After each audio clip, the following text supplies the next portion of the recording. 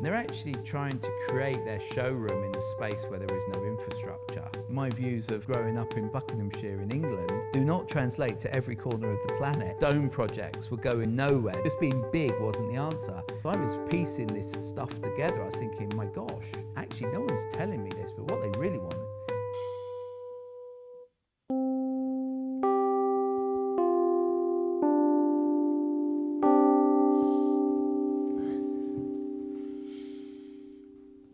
We'd been working with Lacoste already on some structures for the ATP tour, and they were using cubes. So we basically built these nice white cubes, and then we were building out retail experiences.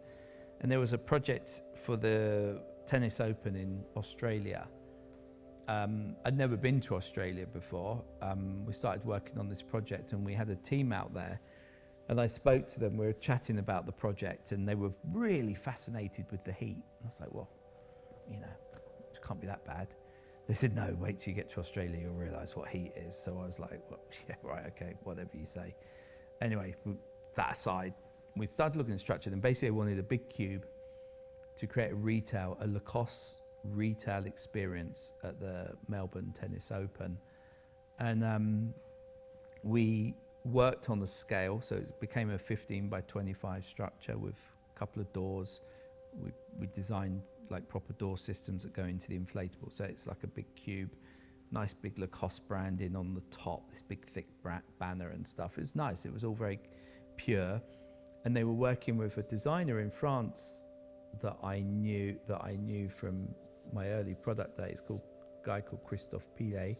He'd designed all of this interior furniture for Lacoste, and the project was we had to bring it all together with the inflatable and everything else to create this retail experience. Now obviously building a flippy flappy marquee and sticking their stuff in there would really go against their whole brand look and feel. So the inflatable cube was a really great way of getting this elegant form and capturing their brand and the spirit of their brand in this nice white space with all the stuff designed by Christophe. But as we built it and as we were developing it, we realized that there was a lot of, when you're building out a real retail experience, an inflatable is just a canopy. It has no integral structural supports for hanging lighting and everything else and shelving and stuff. So we then designed a trussing system where here, the trussing wasn't about what we were doing with Webb Yates of integrating the structural truss with the inflatable. This was a cosmetic fit out. Build a cube that looks great, then we want to build a shop inside, so we have to build another truss system to hold everything and do all what we need, the lighting and everything else, and air conditioners we'll mention later. As I look back, and as I said, I often post-rationalising what have we done, what's going on as you look forwards. And as I look back, I could see, oh my gosh, you know, we're working with all these brands now. And they're actually trying to create their showroom in a space where there is no infrastructure.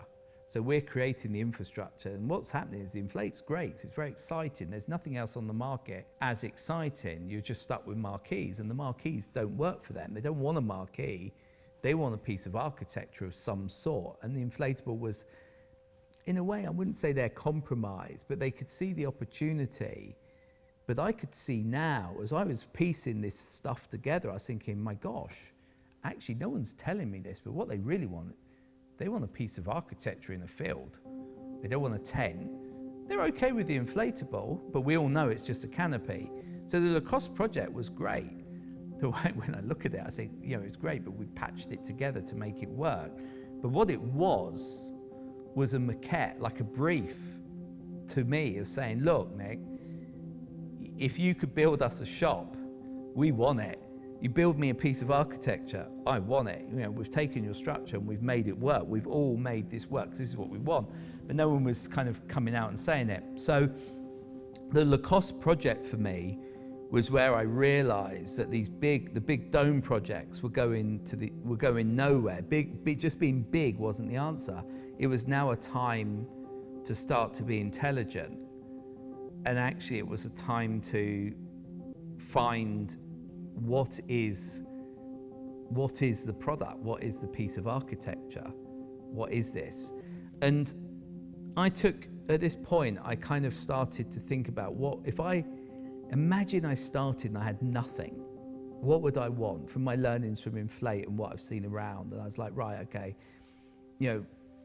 I'd want, I definitely want a structure that's really strong and can go anywhere. So that was on my list, because the inflatables are really good, but they're like a big blancmange. When it gets windy, they move about. And I saw what clients were like. They were a bit nervous, they were unsure, you're showing them something new. So the client wants to be confident. Confidence comes from a solid structure, and to be able to say, this is designed and engineered to go anywhere. I wanted that, and I wanted to know that that's it, it works. So we ticked that box. I wanted something that's strong.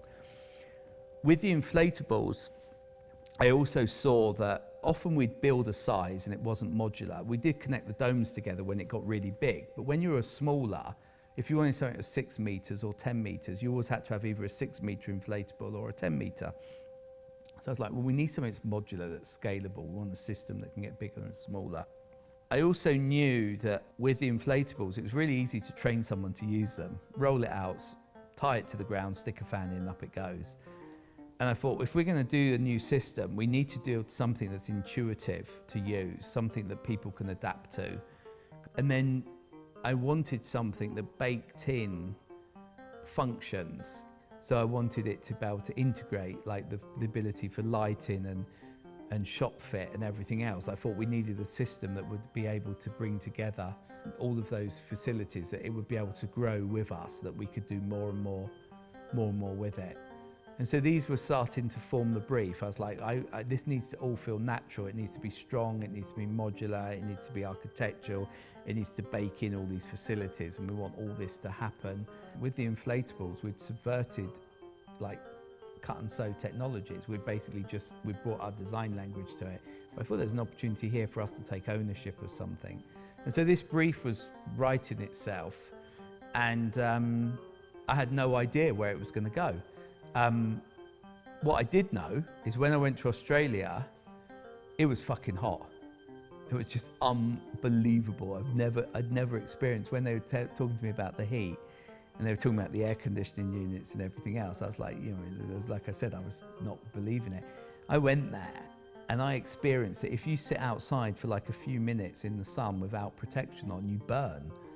And so I really realized then as well that as we were going to be doing business around the world, we were going to need to become way more sympathetic and understanding, not just to the environments around the world, but also culturally, how people experience stuff and what they're looking for. My views of growing up in Buckinghamshire in England do not translate to every corner of the planet. And then I was seeing this as, I was really excited. I was like, great, we're basically going to integrate a lot more about what goes on. And we talk about this more when we move forwards with the business, is that the integration and all of the things around the world become also exciting. And this first trip to Australia was where you really realize that you've got to listen to people. And actually, there are other exciting opportunities when you're listening to them with it all. So, armed with this question, as always, I went away and it was time to think.